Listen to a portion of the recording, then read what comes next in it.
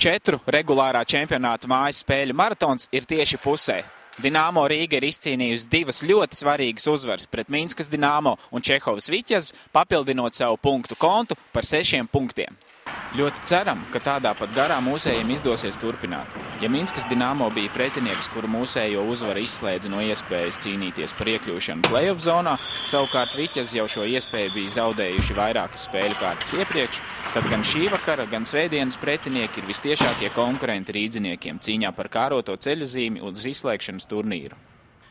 Lieki piebilst, ka mūsējie uz šo spēli gatavojas ļoti nopietni. Patiesībā var teikt, ka play-off Dinamo Rīgai jau ir sācies līdz ar regulārā čempionāta pēdējām 10 kārtām.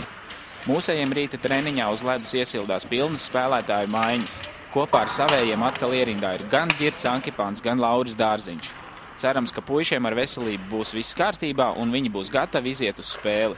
Zaļajā maiņā iesildījās Tailers Arnesons, kurš visticamāk šovakar paliek ārpus pamatsastāva. Protams, ka arī Nižņī Novgorodas Torpedo galvenā trenere Jevgeņija Popīhina vadībā saprot šī vakara spēles nozīmi. Pirms 2 dienām Torpedo pielika punktu Minskas Dinamo cerībām uz iekļūšanu play-off.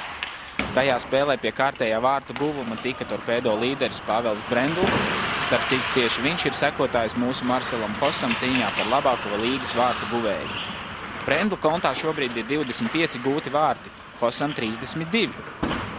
Tāpat iepriekšējo maču rezultatīvi aizvadīja arī cits čehu leģionārs Torpedo sastāvā Jaroslavs Bednaršs. Viņi abi gatavojas arī šī vakara cīņai. Kā jau tas ierasts, tiekoties vistiešākajiem konkurentiem savā starpā 3 punktu cīņa pārvēršas 6 punktu vērtībā. Pagājušajā savstarpējā spēlē pārliecinošu uzvaru savās mājās ar rezultātu 7-2 izcīnīja Torpedo.